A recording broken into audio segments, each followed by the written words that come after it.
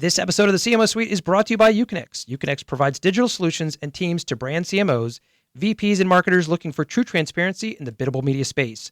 From paid social and PPC to complex platforms like The Trade Desk, brands from across the world have connected to Uconnix. Visit them today at uconnix.com. And No Kid Hungry. We're proud to promote No Kid Hungry and their many initiatives to help kids in need of meals. No Kid Hungry helps kids be kids, not be hungry. Visit them at nokidhungry.org. And finally, we're proud that Season 3 of the CMO Suite is presented by the CMOcouncil.org as their official marketers podcast. The Chief Marketing Officer Council is the only global network of executives specifically dedicated to high-level knowledge exchange, thought leadership, and personal relationship building among senior corporate marketing leaders and brand decision makers. The CMO Council's 15,000 plus members control more than $550 billion in aggregated annual marketing expenditures and run complex distributed marketing and sales operations worldwide. For more information on membership, visit thecmocouncil.org. Let's start the show. You're in the CMO Suite, the podcast for marketers who want to be in the know, presented by Connectivity Holdings. This is Sean Halter, and welcome to the CMO Suite. This is the tail end of Season 3. We're starting it where it all began this season in New York City. We are, as always, with iHeart Studios. It looks fantastic. Speaking of looking fantastic, Stacey Horton is co-hosting with me today. Hello, Stacey. Hi, Sean Halter. You said you weren't going to talk, and yet I brought you in that quickly. I have to say hello. It took no time at all, and what I'm really excited about is how we're ending the season. So, you know, we started things off with the CMO for the NHL, which was fantastic. We got to really hear some great insight on what's happening there, and I'm excited because we're wrapping the season with Alyson Griffin. Alyson is a trailblazer when it comes to the intersection of technology and marketing. She's a previous VP of marketing for HP and now serves as VP Global Marketing for Intel. With experience in digital, expertise in web and social, she's creating thought leadership across the industry. Ladies and gentlemen, Alyson Griffin. Can we throw a little applause in there? Wow, thank you so much for having me. How was that? It was amazing. I think we're even going to do the little doo-doo-doo in post. Excellent. Can we add that in post? Please do. Do you keep that on your phone by chance at all? I don't. You know, I hadn't thought about it. Well, we got it. You guys sent it to us, her publicity team, which, by the way, their machines, that pun is intended there, by the way. Your publicity team, we've been lucky. When we first started the show, like we would call people or email people like you, publicists, and they would be like, who's this? And we'd be like, oh, we're doing a show called the CMO Suite. And they'd be like, who's been on it? We'd be like, oh, it's going to be some great guests. Right. And luckily, we had some friends in the industry, and they were able to help us build at least a little bit of a repertoire. And now we actually get publicists kind of calling us sometimes. But what was cool was I met you out in the West Coast not too long ago. You did. We were both out there for a CMO event with Evanta. Whenever I go to an event like that, sometimes I'll walk up to people that I think would be interesting on the show. I'll kind of give them my card. Usually they kind of look at me like, why are you stalking me? But you were really cool. You were kind of like, oh yeah, that's great. We'll give you a shout sometime. And literally like maybe, I don't know, maybe it was a week later, your publicity team was like, okay, so here's what we're going to do. Blah, blah, blah. I was like, oh, okay. And they're like, when are you doing the show next? And I was like, well, we need to do a couple more episodes. I don't know, like mid-December. And they're like, okay, well, here's the dates that are free. It's like, man, if I grow up someday, they are on it. Yes. We're very fortunate at Intel to have amazing agency partners. They are really, really, really good. We'll definitely hit on some of that early agency partner stuff. I want to find out about your backstory a little bit. You and I talked, we did a pre-call. That was something else. Your team was like, yeah, we like to do these. We're like, okay, great. So sometimes we do and sometimes we don't. The one beauty about having a guest like you on is if it's somebody that we've seen speak before, sometimes we don't do a pre-call because we know that you're a great speaker. Articulate. You're articulate. You'd be surprised. Yes. Our first season, we were maybe a little less choosy. We had a couple of guests that were like, yeah, these are going to be about 10 minutes because we just couldn't figure out how to get enough out of them. But I'm sure between you and I, this half an hour will go incredibly fast. So with that, we were out there. You talked quite a bit, which was really interesting. And then when we did our pre-call, we were talking about some of the backstory and some of the previous guests that we had. We talked about Jen Say, who's the global for Levi's, and just what an amazing story she has. Yeah. And you were saying you also had some amazing stories kind of growing up. So where did you actually grow up? Where are you from originally? I am born and raised in the Bay Area. Oh, okay. Which I'm a rarity, I think, these days. I think so too. I mean, everybody seems to come there for tech, but you were... I was born there. Yeah. And born into tech. Really? So that's part of the story. So in the early 70s, late 60s, my mom and dad, I'm an only child, very close to my parents, all of that. And my mom was an employee at Hewlett Packard. And so I saw in the early 70s, and it just kind of was ingrained into me that this strong female leader in Silicon Valley tech industry at a time when women were not taking those kind of jobs, were not having that kind of success. She was having that kind of success. And I saw it, and it was great. And there's definitely, if I've ever been asked about my background, there's this linear connection because my mom was at HP to my current tech career. I do remember in the 70s going to the company picnics up in the Santa Cruz Mountains, HP-owned property, and Bill and Dave themselves, Hewlett and Packard, would flip burgers, patted me on the head. Wow. Yeah. And so HP was part of me growing up, and watching my mom's huge success there was obviously a subconscious, amazing experience for me to participate in. And of course, she ended up retiring after 43 years at HP. That's incredible. Yeah. And we calculated when I left HP, we had been there for 49 consecutive years. Wow. Yeah. So it was amazing. But what's also what I... So you had a little bit of overlap? Or yes, we had a lot of overlap. Wow. Yeah. I joined HP in 2000, and she retired now I'm forgetting the exact date, but later 2000s. So there was definitely overlap. Did you see her at work? Sometimes. Did you work in the same kind of area? Not all, no. And she was not in marketing, and I didn't get the job because of her. I had started at a PR agency, was on the HP account, and then HP hired me. In fact, that's kind of a funny story. I remember being put on the HP account, and I called my mom, "Mom, ha ha ha ha, I'm on the never gonna believe HP this." account." Exactly. And then it was, "Mom, ha ha ha, they're hiring me." We just couldn't believe it. It was completely unrelated, random. But it was also baked into your soul. It was. That is. But the other thing, and that's a story that I have been asked about, just because it's so different. Interesting, and yeah. But the other part of what made me is my dad. And he's now retired, a small business owner. He owned his own. God bless him. I can tell you how hard that is. Exactly. And in sales, and he built. Oh, really, God bless him. I can tell you how hard that is. Exactly. Thank you. And so what I saw of my parents, and again, only child, so I got a lot of attention and support and the spotlight and all those kinds of things, which probably helps shape me. But I saw my mom do this very male-dominated industry in the early 70s, working, that kind of stuff with tech. And then I saw my dad, who was a master at reading people and understanding his target audience and storytelling and compelling, picking out the thing that would get them interested, if that makes sense. And so if you take a step back and look at me now, that's what I do all day long. I understand tech and have grown up in Silicon Valley. There's nothing that I haven't been a part of since, I was born there.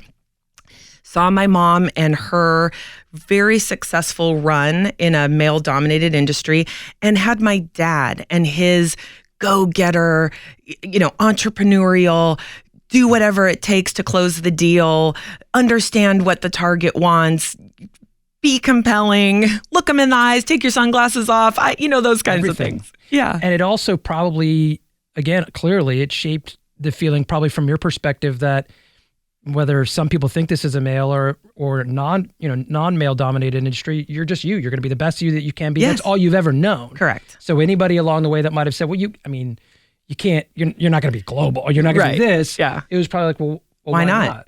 Exactly. Yeah. Actually, the other big lesson that my parents helped me with was school. So I don't know exactly when it started, but I was going to be a pharmacist. I saw that. I was going to ask you about that. Was it literally in my notes? Because did you graduate with the degree, or that's at least what you went for? Correct. Right? So I went to University of the Pacific. I was wondering how the pharmacy piece was going to kind of come back when you talked about the HP piece. So it's coming. Okay. Yeah. So my very supportive parents sent me to a 5-year, year-round Doctor of Pharmacy degree. So long story short, I'm in pharmacy school. I'm counting pills, 5, 10, 15. And I'm like, oh my God. Is this what it's going to be? Yeah. Am I going to stand here for the rest of my life and continue to count pills? And so I decided it's just not what I want to do. Ended up going to San Jose State. I took one of every kind of class. It was like a business class, a philosophy class. I can't even remember, blah, blah, blah, blah, blah. Finance was one. And then I had an advertising class. And I walked into that classroom and it was as if the heavens parted and golden rays were shining down on me. I'm like, these are my people. So you had done the pharmacy thing for 3 years. 3 out of 5. And year round, yes. Then as you're counting and then you realize this isn't what I want to do. Correct. You talk to your parents. They're okay with it. Yes. But you didn't know what your next path was going to be at that time? I didn't know. All I had ever known was pharmacy. So I didn't know what I was going to do. And I mean, I'm smart. So I had that. Did you just say, and I'm smart? I'm smart enough to, like, I knew I could figure out something. I had the science background. In fact, I think I have a minor in chemistry just accidentally, just from all the pharmacy 3 years school. that you were there. Yeah, exactly. So science is fine and good, but I also had this passion and this skill of public speaking and writing and English and all of that. Again, I think that's my dad's side of me. My mom is maybe the techie side, and my dad was the articulate orator or something. I don't know. And then it just popped. It popped in, and when I took that advertising class, and I just thought, this is what I want to do. These are the people that I am more in tune with. This is the kind of work that's exciting. Isn't it funny sometimes how that happens? We interviewed Fernando Machado, who's the CMO for Burger King, and his story, while not the same, it was interesting in the fact that he was a factory worker and they came and just gave a pitch on what they were doing, for marketing for Mondelez, and he was like, oh, sounds maybe amazing. That's what I should be doing. Exactly. So it's amazing how that journey can take sometimes, isn't it? It can, exactly. And so that's once you were in that class, then you realize this is my passion. It was my passion. And then it was, do I go transfer to another school and, for marketing or, find like the best marketing school, because I had found the best pharmacy school, for example. And then, but by that time I was older. I had met my now husband. In fact, congratulations. Thank you. In fact, next year is our 25th wedding anniversary and our 30 years together. Wow. Yeah. Yeah. So it's just amazing. Yeah. So by that time I'm like, look, I'm home. I'm in San Jose. Let me just quickly finish this out, and just get on with my career. Into my career. Exactly. So you knew at that point. And so that's what you did. You finished school. I did. And then did I see that you were an account manager, maybe at an agency or something? Exactly. So 2 different agencies. So I started, and it was funny. I thought that I was going to be in marketing for a pharmaceutical company. Actually, which could have made sense. Right. So I applied to McKesson. They were in San Francisco, and I thought, I'm going to go do PR or marketing or something at McKesson. And they never called me. So you almost have this degree in pharmacy. Yeah. It's like, oh my God. Crazy how your life could have just been different. Totally different. And so, but I knew it was a sorority sister connection, got a job at an agency in high tech. And it turns out like everything's for the best. High tech in the Bay Area is the smartest thing to do. And you ended up then with a job at HP. I did. I was on the account. Then they hired me. And so I was given the opportunity to work I started in the PC business, desktops and notebooks and those mobile devices. I then moved over to the enterprise, servers, storage, software, networking, and then moved into the printer business. And it was different segments, different business models, different, all these things, but I was still at the same company. So I had the same 401k plan, or whatever. And it was like really great. And the other opportunity that HP gave me was I moved my family to Geneva, Switzerland for a year. The region called headquarters, me and my boss, and said, we've had a little implosion in our marketing department for whatever reason, and we actually need help from headquarters. And that never happens, that a GO wants help from headquarters. So you were working out of the San Francisco office, and then you'd said that Switzerland is like the European headquarters for HP. They said, we have an issue, send somebody? Yeah. And it was a marketing issue, I'm assuming? Yeah, to rebuild their entire marketing department and coverage for the 87 countries, actually. The 87 countries. Yeah. Is it odd that they would ask I hate to say somebody in America to help them rebuild the European piece of that, It but could have been but here's the deal. So yes, they needed help, number one. And I was very fortunate. The head of the printer business globally is a gentleman. He was VMS Joshi, VJ, and really, really amazing guy. And he and I together, along with only one other employee, wrote the Print 2.0 story, the next wave of printing for the business. And I was working just directly with VJ. And so it was one of those things where I knew the story and knew the direction that headquarters was taking. And it's hard to get the sort of farther reaching places in the world to come along as quickly. So it was like, they need to go build their marketing team. And I obviously had that expertise, but they also need to make sure that when we build that team, they understand the story and the direction that the business is taking. So you had almost written the manifesto, exactly, which is what allowed you the opportunity for them.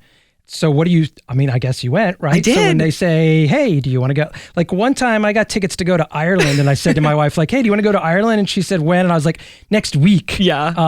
But I can't imagine just kind of uplifting. And I'm assuming you were married at the time? I was. No kids? Two kids. You had already had? They were 5 and 3. So they were not yet in, it was right before kindergarten. Yeah. And I had to train the region team and then the country teams. So I did have to hire in like 4 countries, but was to be responsible and lead the team of the entire geography. You were able to kind of go there, train a small group, and then that group was kind of deployed out there to kind of take care of everything else to some extent. Yeah. What was the precursor to get you to kind of come back to the U.S.? Was it? Well, it was never a thing that I was going to stay there. It was go fix a problem, however long it takes, try to get it done, as quickly as possible. And a year just felt right. And then come back. And then for my husband too, and his career, it's like, okay, at some point we had to get the kids back. My son was starting kindergarten. In fact, I will say, this is going to sound crazy, but we came back in the month of August while we were that year. Yep. And my mom moved into our house, and Sean, my oldest son, the kindergartner. Great name, by the way, but yes. Yes, started kindergarten, and we left. Really? Yes, we went back to finish the assignment, and it was really weird, and it was because... So your mom watched your kids for a little while for you to finish it up? Only Sean. We brought Ryan back because with us. His age was... He was 3, yeah. And we didn't want to, we just wanted my mom. And to be honest, my mom... magical thing in some ways, though. She loved it. Like, Sean loved it, too. How long was it? It was only from August. Chris and Ryan, my husband and son, came back in the end of October. So it wasn't that long. And then I was back before like December, basically. That's not that long, but it's a moment and a memory that they'll always have. Exactly. So then what was the precursor? You were there for so long. And then what was the precursor for you to make the move and to go to Intel? When did that jump happen? I never thought I was going to leave HP. We could talk for an hour. I know. They're good stories. Yeah. So I want to make sure we get some time on Intel because it's you were there for a very long time, and then what made you decide to? So I was always a partner with Intel, right? So on the PC side and the server side, I didn't really make a move from an outbound marketing perspective without partnering with Intel anyway. So I understood Intel very, very well. Were you already ingrained just in their philosophy, working with their people and everything that you guys were doing? Yes. Right over the course of time at HP, yes. Microsoft too, as an example, right? Like there are just some big partners that are integral to, the product we were selling. So anyway, so Intel calls and it was right after the split. And for the first time ever, they decided that they needed to staff up and execute outbound marketing in B2B. So they had not really had anybody in place Never. for business to business to some extent. Correct. And so you're probably uniquely positioned for just that, Yeah. especially on a global level because of some of your previous experience in being over there as well. And I think I was the secret decoder ring between the then CMO, who was a consumer PC. He had come from Staples, for example, and was doing big, splashy Jim Parsons commercials and activations, great. And their data center leader, who didn't understand why we would need marketing because they'd never needed it before. And they didn't really know how to talk to each other. And I had done PCs and I had done enterprise servers. Do you think they built the position specifically for it? Okay. No. They knew they wanted to hire somebody and they needed to hire an outbound marketer for the B2B enterprise space, But by me getting into that role, I could speak the language to the CMO and be a translator because I'd done PC marketing and consumer marketing. So it was great. So what happened was I set up the enterprise team. So I came in and built that. And then it was clearer and clearer and clearer over that year that our overall brand needed to include B2B, and that how we were operating was I was off in this sort of side doing B2B outbound marketing. And then the regular machine of Intel was just this B2C stuff. And they said, but our brand needs to morph. We have to open the aperture of the brand to include not only our powerful PCs, but these B2B technologies and emerging technologies like artificial intelligence and virtual reality and drones and Internet of Things. Everything that's happening. Yeah. Does the bong still go with the... Yes. So the bong stays? Bong stays. The bong stays. Forever. And so you've evolved really into that role. Yeah. Do you feel like at this point you've kind of built that role to suit where your strengths are? Are you at that point with Intel where you feel like you're able to kind of say, look, this is my opinion on where we need to focus on next? And they do. I hate to say they, like it's, some different boardroom up at the top of no, it's 68th Avenue or it's something. It's a great team. Yes. And so I work with the management team, we set our overall company ambitions and strategy, obviously from our CEO. And my job is to go translate that externally into what it means for business outcomes, for example. What do you love about it right now? What do you love that you're doing right now that because you just got back from India as well, didn't you? Did you just fly in yesterday? Yesterday or the day before. I'm losing track of time, yes. Is it the global part of what you're doing that you love? I do love that.